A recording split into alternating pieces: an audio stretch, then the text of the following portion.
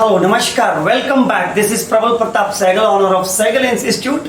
और बड़ी खुशी की गल है कि तुहानू मेरी जो सेंटेंस फॉर्मेशन की सीरीज है बहुत पसंद आ रही है। बहुत बहुत धन्यवादी है। चलो टाइम ना वेस्ट करते हुए अगे बढ़ते हैं।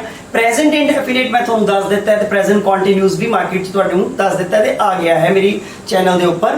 तो अज आपां करते हैं प्रेजेंट परफेक्ट। थोड़ा ध्यान देना, प्रेजेंट परफेक्ट सेंटेंस है ये, जरूर सॉरी टेंस है। और इसकी जी पहचान है आपको किवें पता चले कि उरे प्रेजेंट परफेक्ट ही लगेगा। तो मोस्टली स्कूलों च आपां सिक्ख्या कि इहदी पहचान है जी पंजाबी दे अंत च आउणा चाहीदा है, चुका है, चुकी है अते चुके हन। हुण प्रॉब्लम कित्थे आउंदी है कि असीं लोग पंजाबी लोग ना चुका चक्की नहीं बोलते। असीं इदां नहीं कहते कि मेरी मम्मी आ चुकी है, मैं खाना खा चुकिया हाँ, किते कोई चांस होएगा कदे बोल दिता। पर हुण गल है कि प्रेजेंट परफेक्ट बच्चे नूं क्लीयर क्यों नहीं हुंदा, क्योंकि इस दे विच मैं तुहानूं कहा कि एक पहचान है चुका है, चुकी है, चुके हन। पर इस दे विच दूजी जिहड़ी मैं दस रहा, एक जिहड़ी आपां पंजाबी च गल करते हैं कि मम्मी आ गई है, मैं पेपर दे दिता है।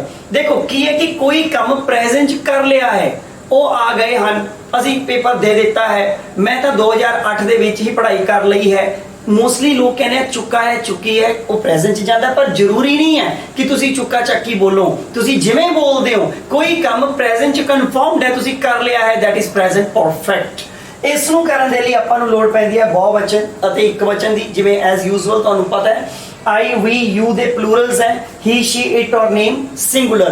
तो इस दे विच जो प्लूरल्स है उस दे नाल यूज हुंदा है हैव, और एक वचन दे विच यूज हुंदा है हैज। और इन्हां दोनों दे नाल ही लगदी है वर्ब दी थर्ड फॉर्म दे नाल ऑब्जेक्ट। तो आपां इहदा फार्मूला बनाउणे आ।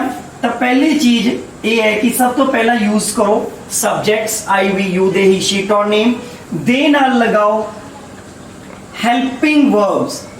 हेल्पिंग वर्ब्स, तो हेल्पिंग वर्ब्स केड़ी है, हैज और हैव।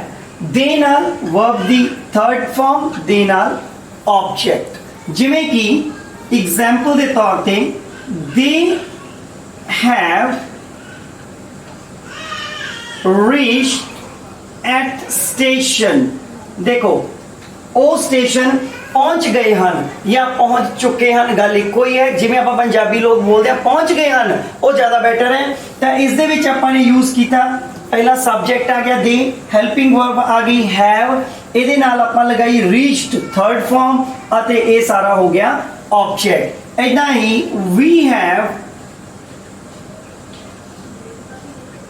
गिवन द एग्जाम, असी पेपर दे दिता है या दे चुके हाँ। हाँ तुसी अगे इसनूं लेके जाना है, I have given my exam in 2018।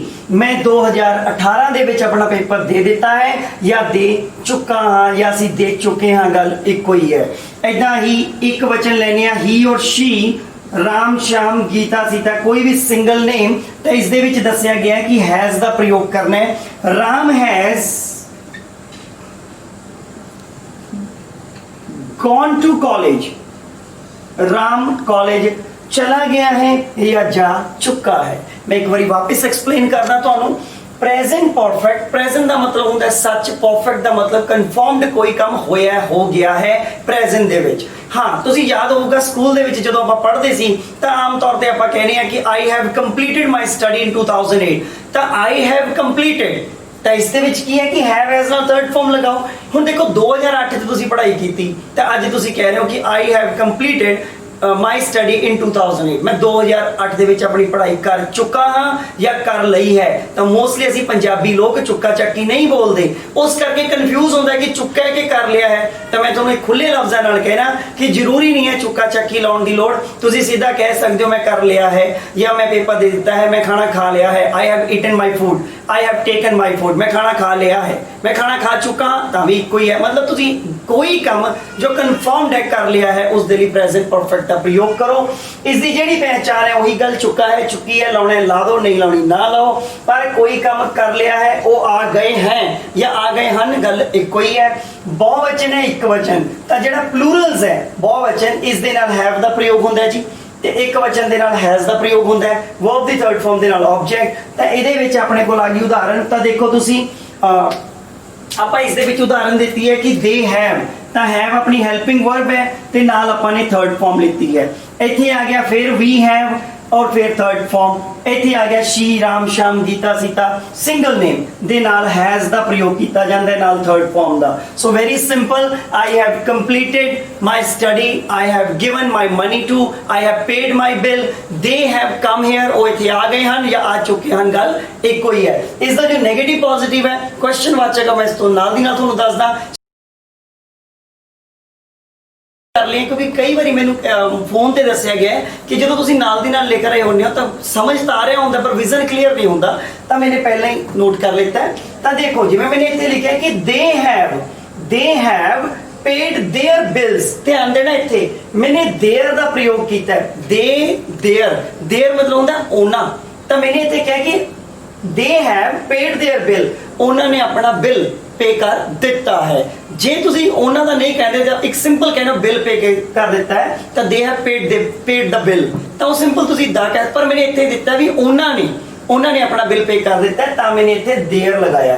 एक THERE देयर हुंदा उत्थे, एक THEIR हुंदा देयर यानी ओना। तो इत्थे मैंने किया है कि दे हैव पेड, देखो थर्ड फॉर्म का मैं प्रयोग किया इत्थे पेड दा देयर बिल्स। फिर मैं अगे आना कि they have not paid their bills, उन्होंने अपना बिल नहीं पे किया है। फिर अगर आंदा क्वेश्चन वाचक, देखो थोड़ा ध्यान देना इत्थे कि जदों भी कदे सेंटेंसिस दे विच एक खास गल समझना कि जदों भी कदे सेंटेंस फॉर्मेशन दे विच आपां कह दिंने आ कि ओह की जो की क्वेश्चन च बदल जाता है ना, तो यह हमेशा सेंटेंस फॉर्मेशन च is am are was were have has ये सब पहला ये बाहर आ जाता, सब्जेक्ट अंदर चले जाते हैं। तो इदां मैंने की किया, हेल्पिंग वर्ब जी बाहर आ गई, तो मैंने की किया हेल्पिंग वर्ब बाहर कर दी और सब्जेक्ट को अंदर ले लिया। तो मैंने इत्थे की किया कि have they paid their bills, कि उन्होंने अपना बिल पे कर दिता है। तो जिहड़े WH क्वेश्चन होंदे हैं गाइस वो भी बहुत ध्यान नाल समझना। ते जदों इत्थे आपां एक क्वेश्चन बनाया when have they paid their bill, तो क्वेश्चन च बदल गया वो बिल उन्होंने बिल कदों पे किया है या कदों पे कर चुके हैं। इत्थे आ जाता है वाई, उन्होंने बिल क्यों पे किया है। देखो मैं चुका नहीं बोल रहा, मैं बोल रहा किया है या उन्होंने बिल क्यों भर चुके हैं। इत्थे आउंदा है वाई हाउ, उन्होंने बिल किवें भरिया है या बिल किवें भर चुके हैं। मैं पहला कहा सी भी पंजाबी लोग होने के नाते असीं चुक्का चक्की नहीं बोलते, तां करके सानूं ये सेंटेंस कन्फ्यूज करता है। हमेशा एक चीज़ याद रखो कि कोई काम प्रेजेंट दे विच तुसीं गल कर रहे हो, इंग्लिश की एक खासियत है कि तुसीं कहा कि मैं अपना काम कर लिया है। एक कुछ लोग समझते हैं भी मैं 2 महीने पहला काम किया तो पास्ट हो गया, मन्निया ये पास्ट है, बट ये याद रखना तुसी हुण प्रेजेंट च कह रहे हो कि 2 महीने पहला मैं किताब पढ़ ली है, तो तुसी प्रेजेंट च जवाब दे रहे हो, तो तुसी कह सकते हो आई हैव रेड, ठीक है थर्ड फॉर्म। और मैं बेच दी है, I have sold this book 2 months back, 2 महीने पहला मैं किताब बेच दी है या बेच चुका हाँ। ये डिपेंड तुहाडे ते करदा तुसी चुक्का चक्की च गल करदे हो या कर दिता या कर लिया है च गल करदे हो। सो डोंट वरी, अगर तुसी किसी नूं कह देने में बेच देती है भी प्रेजेंट परफेक्ट आएगा।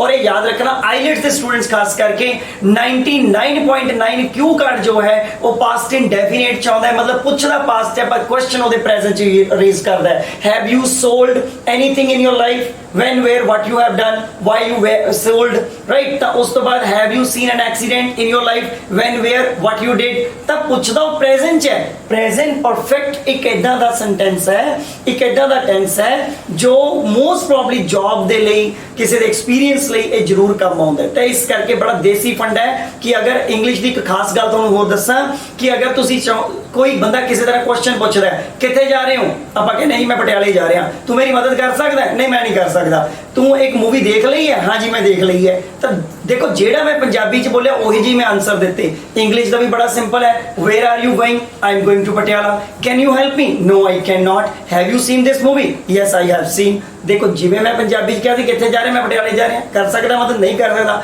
उवें इंग्लिश हुंदी है। जो क्वेश्चन बंदा जेड़े सेंटेंस च पुछदा है ਉਹਦੇ आंसर ਉਹੀ सेंटेंस ਦੇ ਵਿੱਚ ਹੁੰਦਾ, कोई ਬਹੁਤਾ ਹਊਆ नहीं है, सिंपल एक समझण ਦੀ गेम है, जिवें ਤੁਸੀਂ समझोगे उवें अगे बढ़ जाओगे।